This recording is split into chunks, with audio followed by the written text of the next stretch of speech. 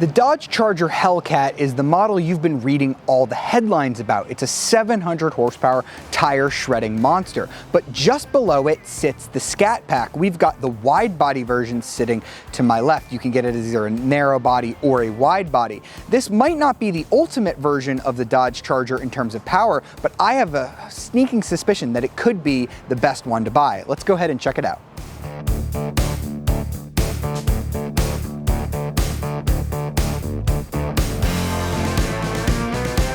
Let's start with a walk around of the Charger Scat Pack wide body. So we've got this beautiful shade of indigo. Again, Dodge nailing it with the name colors. You guys are great. We've got the big bulge here in the hood. Of course, we have the wide body, which means we get these big fenders that are going to allow Dodge to fit wider 305 section tires, in this case Goodyears, on the car. That's wider than what you get on the narrow body Charger, and it is going to offer a huge handling benefit. You're going to be able to put the power down so much better, and these wider front tires are going to help it corner, and it just gives it such a mean look. We also have the little rumblebee up front. That's indicative of the Scat Pack, which is a name that Dodge created. It was a marketing term back in the late 60s, early 70s to describe Dodge's fastest cars that could do the quarter mile in under 13 seconds. This does a 12.4, so it meets that criteria just fine. We've got these 20-inch wheels here. You can get different ones, but these are the base wheels. We have 392 HEMI written here. 392, of course, meaning the cubic inch displacement of the engine. That's 6.4 liters because that's how we measure engines today. Around the back, we see that the wide body fender treatment has continued out here to the back. And just like the Hellcat, we have a subtle but pretty aggressive spoiler here over the trunk with the connected taillight design. And back here, we've got another one of our little rumblebee guys sitting right here in the back. So the exterior of the Charger, you know, it hasn't changed too much over the past couple of years, but I think it looks aggressive and pretty modern, although it is maybe needing time for a facelift. Now let's go ahead and check out the interior. Life in plastic. Oh, sorry. I don't know why I was singing Barbie Girl. Oh, wait. Now I definitely remember. It's because there is quite a bit of plastic on the inside of this Dodge Charger Scat Pack. Now, this has always been a weak point of the Charger, the interior quality. Lots of hard surfaces. I mean, this is soft touch, but it definitely doesn't sound very quality in here when you start knocking it around. Likewise, the build quality doesn't seem to be that high on this model. I think a nice way of describing it would be rental spec. For example, this center console here, if I just kind of apply some light pressure with my hands, I can actually sort of rip apart the center console. It almost comes apart in my hands. And if I sit in the seat in a specific way, you might hear SpongeBob's boots squeaking against the center console here. That's a little bit annoying. That being said, the materials in here aren't great in certain spots. The volume, radio controls, climate controls, those all feel quite cheap. Some of the lower door cards feel quite cheap as well, but there are some nice materials as well. I have to give Dodge credit on that. The steering wheel is a nice perforated leather, although I will note that it doesn't feel quite as nice in hand as the Hellcat steering wheel that I had a couple weeks ago. I think that had better thumb grips up here. That was also wrapped in a really nice Alcantara, although I wasn't a huge fan of the Alcantara component of that. The Dodge wheel itself is not my favorite, because Dodge mounts the audio controls for the volume and radio on the back of the wheel, which means there isn't enough room for the paddles, so you just get these little tiny like clickers here. They don't even feel like full paddles to me, so that gets a little bit annoying if you go to shift this car manually. But I think the 8-speed automatic, as we'll see when we get out on the road, is good enough that I rarely ever feel the need to play with the paddles. And the seats themselves are these big comfy chairs. They're the same same ones you'll get on the flagship Hellcat model. You can get cloth seats if you want. It's like a houndstooth cloth. Those are pretty cool, but these Alcantara ones are super comfy, but they do have really nice bolstering. They're definitely sized for larger Americans, so you're not going to get in these and be like, oh, they're grabbing me too tight. They definitely have a nice wide bolster, and on this model they are heated and ventilated, which is really nice. We have a heated steering wheel as well, so in terms of like luxury features, the Hellcat is actually pretty high up there. Now, that being said, in terms of luxury, I'm not a huge fan of the red suede when mixed with this indigo blue exterior. Now, I love the indigo paint, and I actually do really like this red interior, just not together.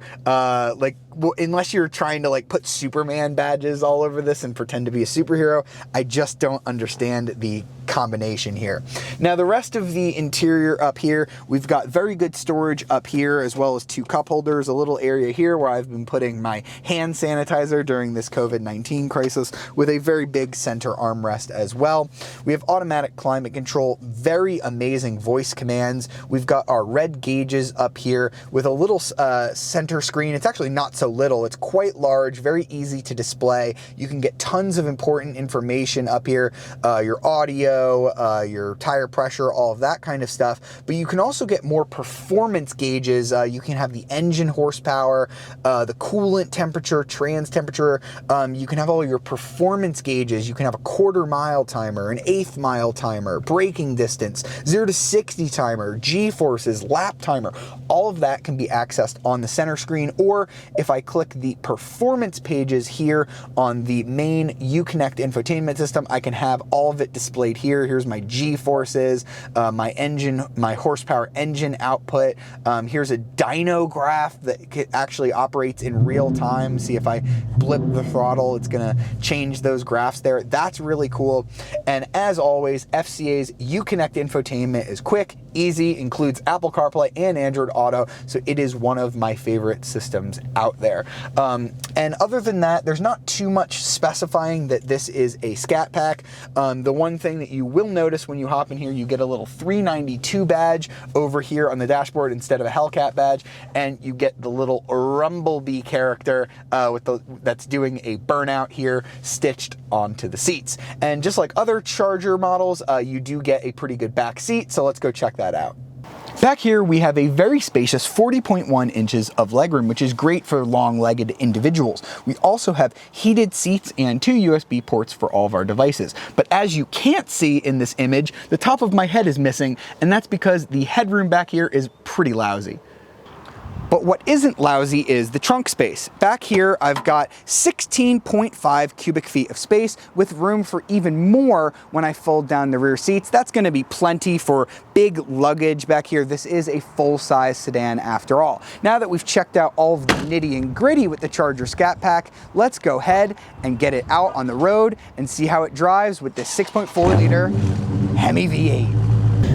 All right, so now that we've gone through all of the practical mumbo jumbo of this Charger Scat Pack, let's get to the nitty gritty of why you buy a Scat Pack over like a normal V6 powered Charger, and that is the driving experience. So as I mentioned earlier in the video, the Scat Pack is powered by a 6.4 liter HEMI V8 that's actually larger than the 6.2 liter you get in the Hellcat, although it is sans supercharger, so it's not nearly as powerful, but it still produces a very healthy 485 horsepower and 475 pound-feet of torque. And the 0 to 60 number is still really impressive, 4.3 seconds to 60. Dodge says you'll be able to get from 0 to 60 in about 3.7, 3.6 seconds in the Hellcat, but I just drove one of those a few weeks ago, and I could not get that car to launch correctly. You just can't put down the massive amount of power from that supercharged V8, and my numbers were well over 4 seconds. So in real world driving, I think that if you lined up at a set of lights with this next to a Hellcat, you'd probably win the drag race. In fact, let me go ahead and come to a stop here. and let me push the launch button, which is right here on the dashboard. To launch, quickly press brake and apply quick throttle, release. Ooh, all right, we got some wheel spin. But then it hooks up and woo, that was pretty easy. We definitely got a lot of wheel spin there, but you can adjust the RPM as I showed you with the performance pages. So if you get a little too much wheel spin, it might mean your road surface just isn't good enough and you just have to lower the RPMs a little bit. But I think this gets off the line quicker and easier than the Hellcat. So in real world driving, I think this is actually quicker. Not only that, I mean, it's a little slower, at least in Dodge's quoted times in the quarter mile. You'll run about 12.4 seconds in the quarter in this car, compared to 10.96 in the Hellcat. Yeah, that's really quick. But 12.4 is still ridiculously quick.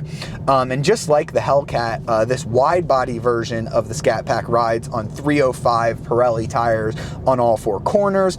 And interestingly, you know, people like to say, oh, the Hellcat can't corner, the Dodge Charger is this big floaty thing. Those people are actually kind of wrong when you stop to consider this car will pull 0.98 G on a skid pad, and the Hellcat is only going to be able to pull 0.96 G. Now, that's not a huge difference, but I have a feeling that if you were to take this to a track, you'd probably perform better in this, or at least I would. Maybe an experienced driver would be able to take better advantage of the Hellcat's power, but it's just struggling to put its power down all of the time, whereas this is far more manageable, far more easy. It's also lighter, about 200 pounds lighter at 4,385 pounds, whereas the Hellcat is almost 4,600 pounds.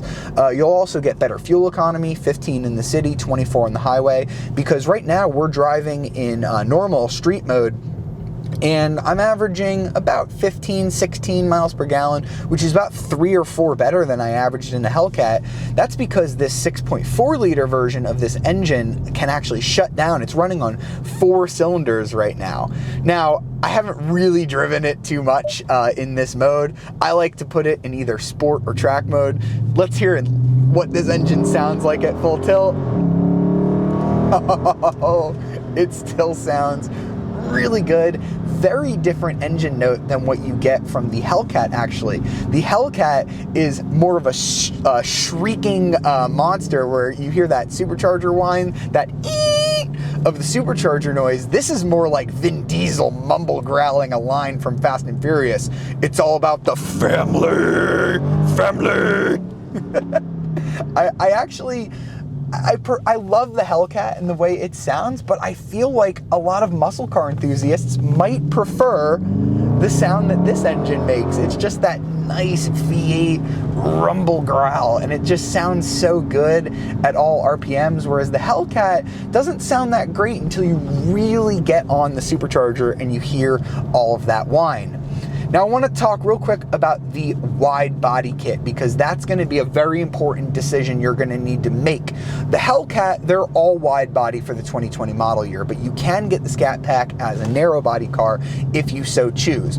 Now, the wide body kit adds $6,000 to the price, but I think it's worth it. You're going to get 6-piston Brembo brakes up front, 4 pots in the back. You're going to get modified springs, sway bars, shocks. The suspension is just completely different. It's going to add a lot of stiffness to the suspension, but it's still very compliant in here, especially when I have it in its auto mode. It gets a little stiffer in sport mode. It creates a little bit of a more jouncy ride on the highway, but trust me on this car is pretty comfortable and livable, and the revised damper tuning will help this car go around a track, as will those wider tires all around, and you just can't beat the appearance of the wide body kit. I think it just adds such a menacing look to the Charger that when I see a Scat Pack without the wide body kit, I kind of just go, there's something wrong looking about it. So even though $6,000 is a lot to add to the price, I think I would highly recommend getting the Scat Pack wide body. And in fact, I think that this wide body Scat Pack is a better overall value and a better overall car, in fact, than the more powerful Hellcat. So let's sum up our time with the 2020 Dodge Charger Scat Pack Widebody. Pricing starts at $40,000 if you want to get the narrow body car. $6,000 extra brings the price to $46,000 for this widebody. That is a lot of money, but come on, look at it. You got to get those wide fenders. It just makes the car look so much better, and there is a handling bonus when you opt for that. As tested, this car comes in at about $52,000. We've got some optional, the seats, the Alpine stereo, things like that, but that's still amazing compared to a base Hellcat, which comes in at $72,000. So it's almost a 30 grand price delta between this and the Hellcat, and you really don't get that much extra performance with the Hellcat. It does produce a ton more power with that supercharger, but you can barely put that power down in practice. So I think that this Scat Pack model is the more balanced car, it's the better value car, and it's the one that I would recommend out of the two. And just like the Hellcat, it is going to earn a CarBuzz score of must buy. It is a performance bargain with everyday livability, and I highly recommend one if you're looking for a practical muscle car that you can use every day. I hope you've enjoyed this video. See you next time.